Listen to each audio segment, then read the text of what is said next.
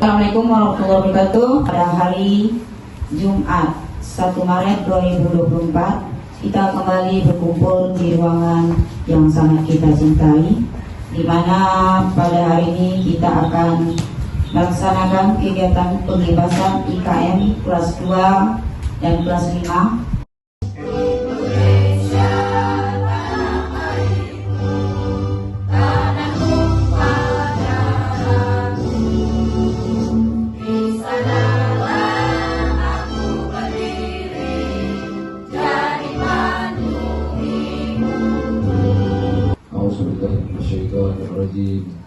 Bismillahirrahmanirrahim. Alhamdulillahirabbil alamin. Hamdan syakirin, hamdan na'imin, hamdan yu'afinya wa yukafi'u mazidah.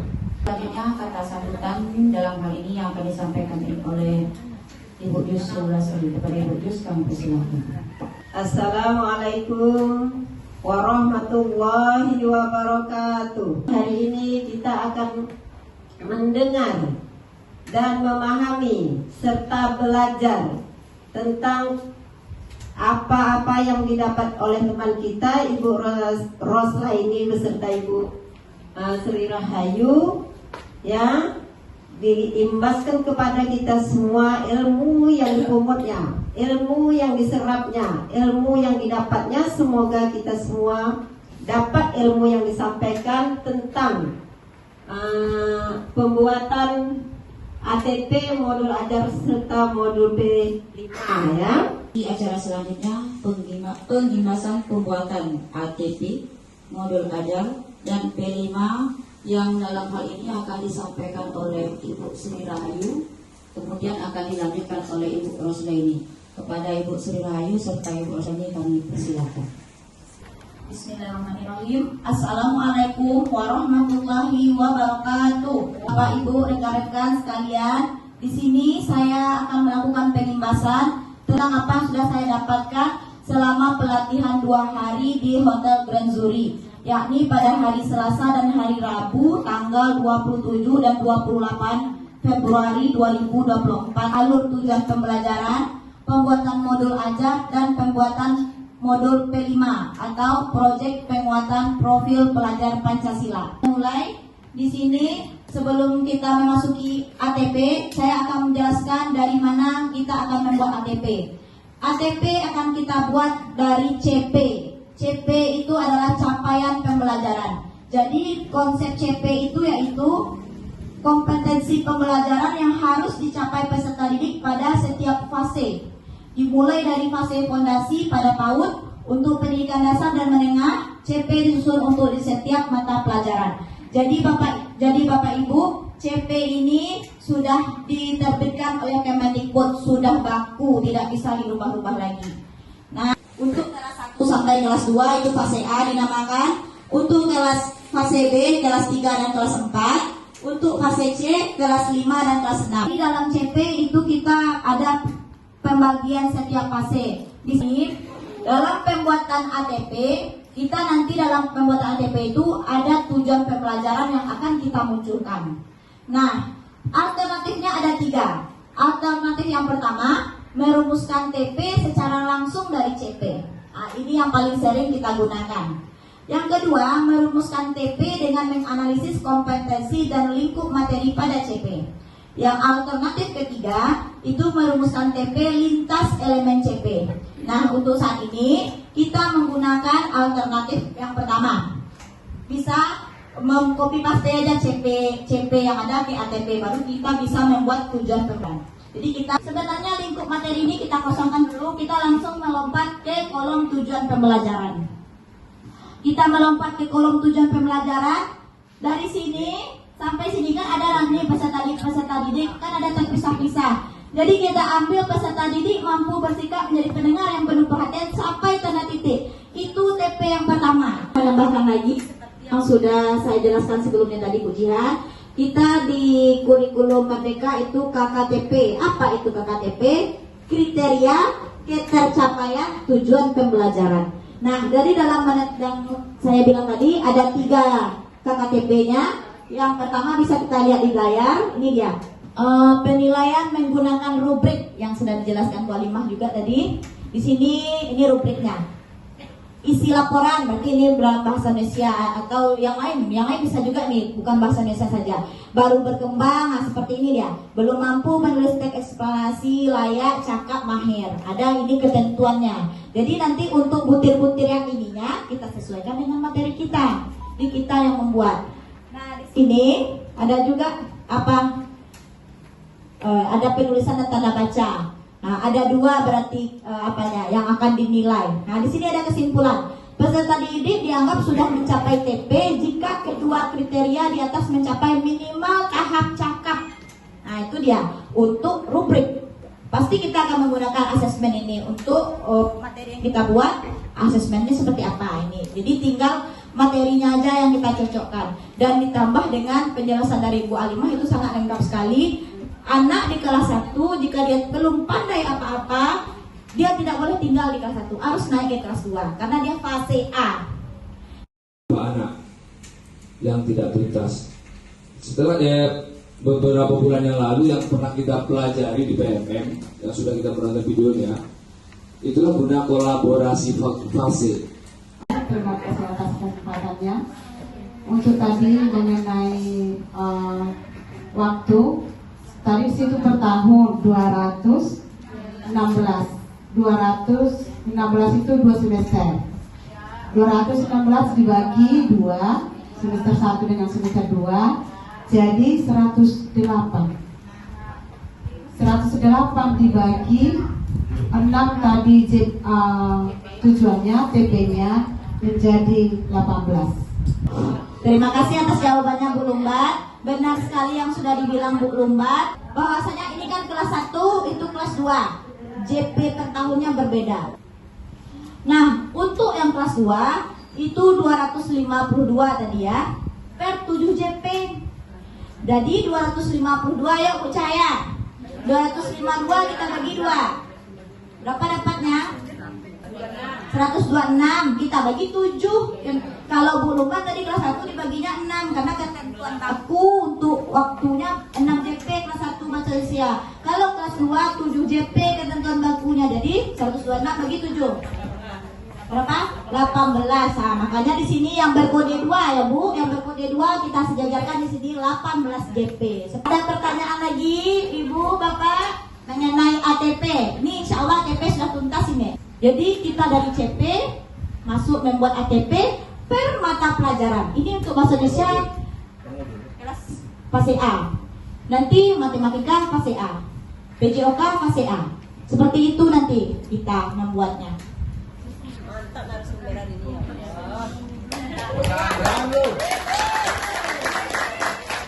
Saya tidak bertanya dan tidak menambahkan, tapi hanya butuh apa yang saya dapat hari ini dari Wayu, apakah betul gitu kan ya? Ternyata pembagian jam ini menurut apa yang saya dapat sudah ada jamnya, ketentuannya, kemudian dibagi 2 karena 2 semester, kemudian dibagi dengan CP. Itu jam untuk kita. Baik, terima kasih atas pertanyaannya Bu Lus. Yang ini kan karena 18 JP. Jadi ini saya mengambil ini saya bagi rata. Sebenarnya tadi sudah saya kunci juga. Kalau materinya seperti ini bisa sebenarnya 12 JP. Nah, 12 JP kita tulis di sini. Di sini kan 18 JP atau di kelas inilah, materi kelas 2 kan agak berat sedikit. Di sini nih bisa kita ambil itu tuh bukan, ini materi kelas 1 juga kita bahas, bukan kelas 2. Di sini misalnya agak berat materinya. Jadi di sini kita lebihkan 18 tambah 6. Di sini 12, di sini tambah 6 berapa? 24. Berarti di sini boleh 24. Jadi tidak baku yang ini. Jadi kita melihat ke TP. Jadi di sinilah kita menganalisis, berkoordinasi bagaimana ini TP-nya sudah oke. Dari TP ini sebenarnya semuanya Ibu. Apakah TP-nya sudah oke dengan karakteristik siswa kita yang kelas 1? Kalau kita kelas 1. Kalau ini apakah ini cocok diajarkan di kelas 2 atau materi yang seperti ini bisa kita ajarkan di kelas 1 juga. Jadi disitulah kita berkelompok-kelompok itu. Jadi TP-nya ini harus duduk dulu. Kalau sudah duduk TP-nya ada oke. tergantung materi untuk materi yang kita ajarkan. Seandainya materi itu makanya kita menyusun ini duduknya per fase. Fase A, satu tempat, fase B, satu tempat, dan satu. Kebetulan kami dari SD 09 Tanjung Palas mendapat tugas membuat bahasa Indonesia. Jadi tugas ini paling lambat terkumpul tanggal 23 Maret. Jadi kami alokasi waktunya kami tentukan sendiri. Jadi ini sebagai contoh. Cuma kalau kita pembuatan di sekolah, kita harus berembuk dulu per fase. Duduk per fase, guru kelas 1 dan kelas 2, kelas 3 dan kelas 4, kelas 5, kelas 6. Kemarin saya kebetulan kelas 5 dapat mapel bahasa Indonesia. Bingung juga berembuk itu ya, karena SD kita, saya yang membuat bahasa Indonesia, FTK SD lain. Jadi perlu, kata Ibu Alimah tadi, kolaborasi dengan guru-guru. Kemudian masalah waktu itu sudah diatur dengan Kepmen tahun 262 tahun 2022 sudah ada situ. Tinggal pembagian alokasi waktu itu kita sesuaikan dengan tingkat kerumitan materi yang kita ajarkan. Coba tambahkan kan, kita kan misalnya itu budus kelas 3, yang nomor 1 misalnya dia berembuk nih, kelas 3A, 3B, 3C berembuk. Dari kelas 3A bilang, oh yang pertama tuh anak saya itu cukup dengan 12 CP sudah tuntas dia. 3B bilang, oh anak kami yang nomor 1 tuh bisanya dengan 18 CP. Itu tuh lah merdeka guru kita sebagai guru. Jadi kalau alokasi waktu itu terserah guru, mau berapa dia, tergantung gurunya. Karena dia nengok murid kita beda-beda, ABC itu kan beda-beda pemahamannya. Buat kesepakatan. Kalau menurut Ibu, untuk kita senang, mudah memahami betul apa yang mohon maaf ya, bukan menyalahkan dan ini bukan membenarkan, tapi Ibu menurut pengalaman tadi nih, bukan semalam tadi nih. Karena alokasi waktu sudah kita bagi. Yang bakunya per tahun, yang per minggunya ini menurut kita, per semesternya menurut kita. Kemarin narasumber kita yang kita undang itu katanya per semesternya bagi per tahun bagi dua semester. Sementara semester awal atau semester ganjil lebih banyak waktunya dibanding dengan semester genap. Mengapa? Semester genap itu waktunya lebih sedikit. Ya, ini tergantung ini tidak baku. Sudah itu sudah dapat. Ini kan kita bagi dua nih, sudah dapat. Menurut Ibu ya, sudah itu kita bagi, dapatlah JP-nya 18 jam per 1 TP.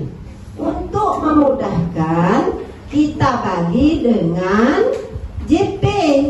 Dapat berapa kali pertemuan atau dapat berapa minggunya.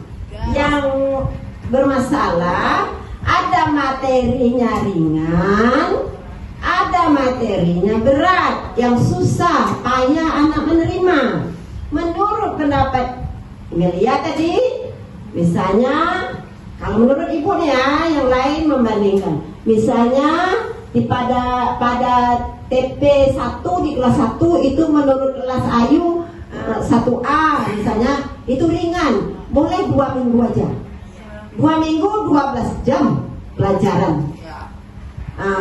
Boleh, tetapi untuk memudahkan membaginya dibagi 3 minggu. Ya kan, dapat 3 minggu. Untuk materi kan kita punya modul ajar. Ini menurut Ibu ya, kita kan punya modul ajar. Di modul ajar lah kita tuang. Materi ini berat nih. Berapa kali pertemuan? Kalau Ibu ya, ini berat nih, ini ringan nih. Di modul ajar kita ada jam kan di materi, di modul ajar. Alokasi waktu itu ada kan? Di situ kita tuangkan. Baik, terima kasih atas tanggapan dari Ibu Kepala Sekolah kita. Jadi itu tergantung kita ya Bapak Ibu, mana tergantung kita melihat ke peserta didik kita. Rekaman Bu Alimah.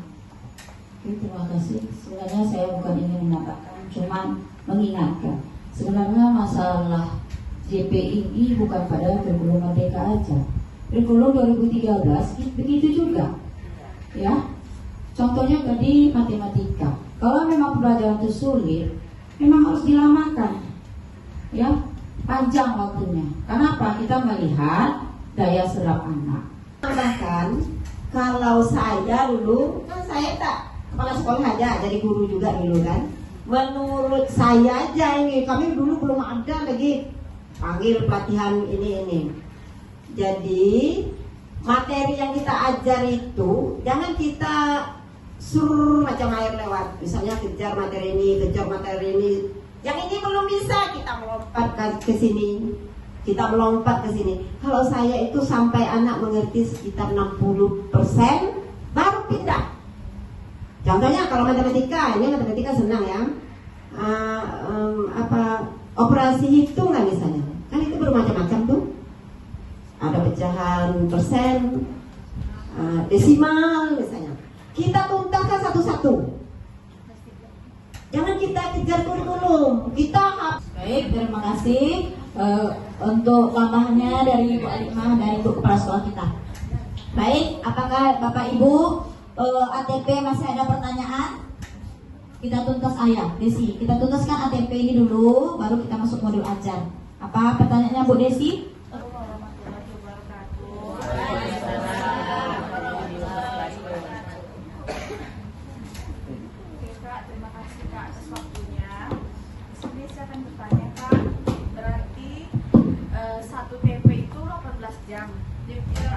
Berarti 3 minggu. Kita punya ada menyimak, Ada Banyak bahkan banyak lagi tuh Kak. Apakah emang menyimak aja selama yang 18 DP 1 TP, 2 nomor 2 TP kedua 18 DP juga, apakah memang harus terstruktur sampai terakhir menulis? berdasarkan elemennya. Ya, itu kan elemennya udah ada. Itu yang diajarkan. Berdasarkan elemennya, apakah memang 18 JP 3 minggu Bu? 3 minggu berarti sekurangnya satu bulan. Mau hampir 1 bulan enggak? Kita 6 bulan. Iya, itu 1 TP. Kita cuma punya 6 bulan. 6 bulan berarti 4 kali 6 24 minggu. Itu cuma baru 1 TP. Kita punya ada menyimak sampai terakhir menulis. Apakah memang harus terstruktur? Anak itu diajarkan sesuai JP-nya atau memang harus bisa yang memang harus kita cukupkan? Baik, terima kasih atas pertanyaannya Bu Desi.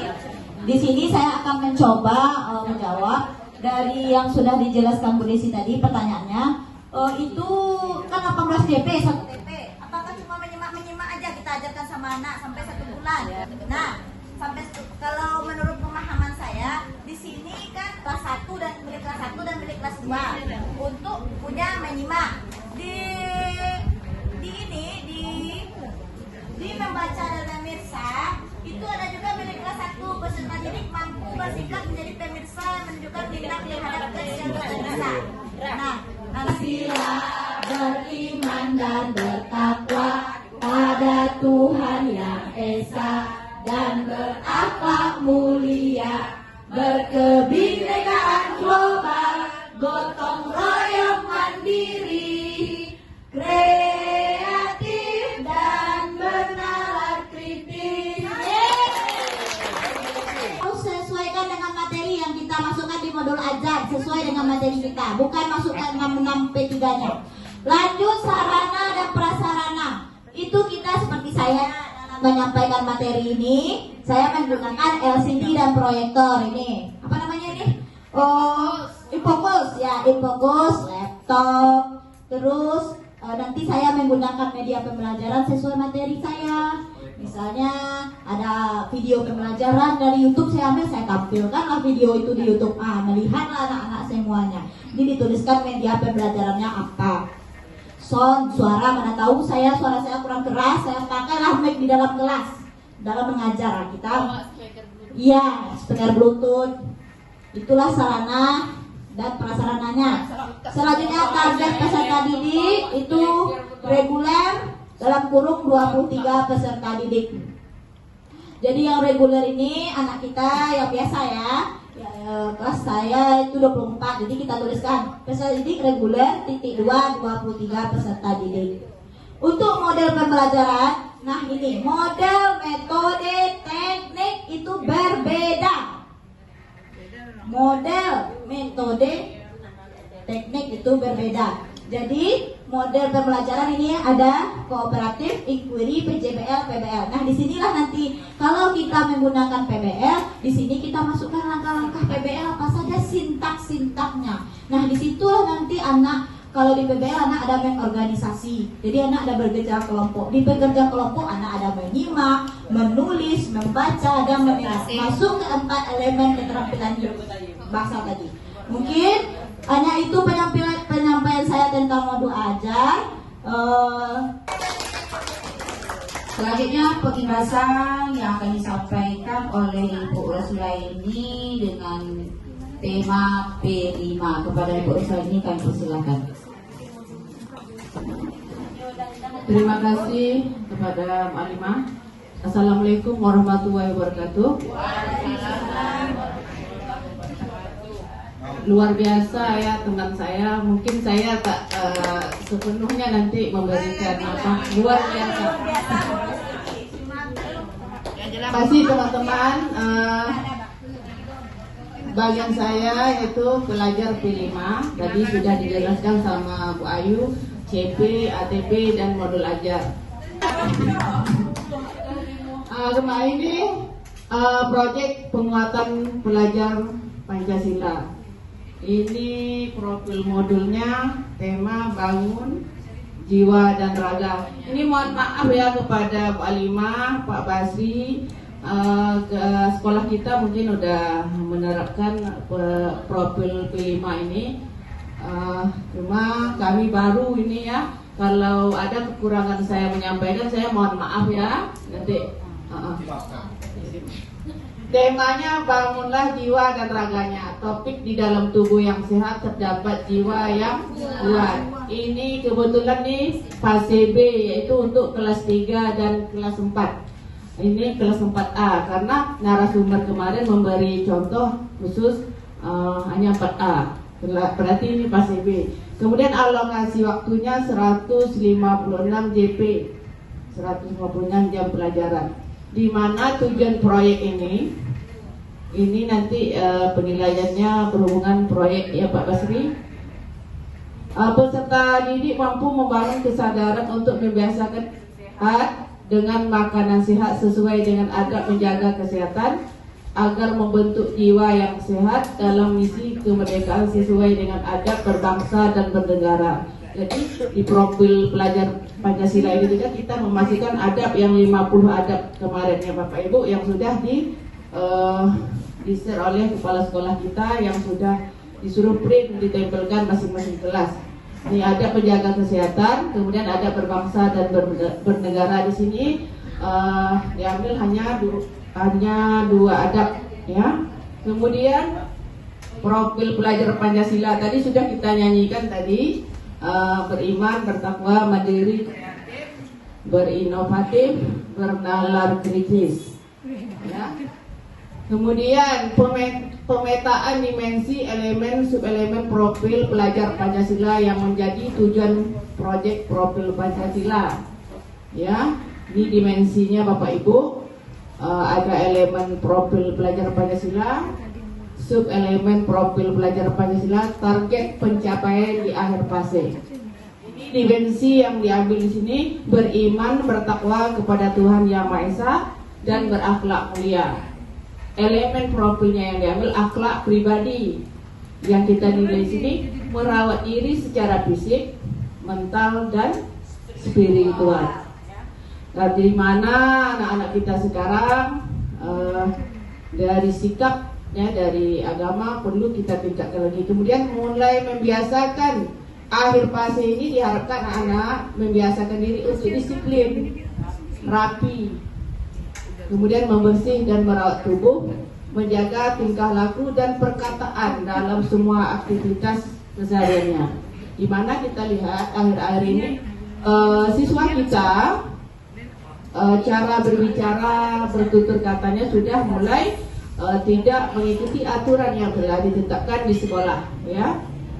Kemudian mengejek nama orang tua, sering saya dengar, mencari mengeluarkan kata-kata yang tidak Baik, kemudian mandiri. Mandiri elemen profil pelajar Pancasila adalah regulasi diri. Subelemen mengembangkan pengendalian dan disiplin diri. Target yang hasilnya yang akan kita capai menjelaskan pentingnya mengatur diri kita sendiri secara alur aktivitas proyek Pancasila, tahap pengenalan, tahap kontekstualisasi, tahap aksi peserta didik, barulah aksi seperti kemarin itu apa namanya pameran Gria.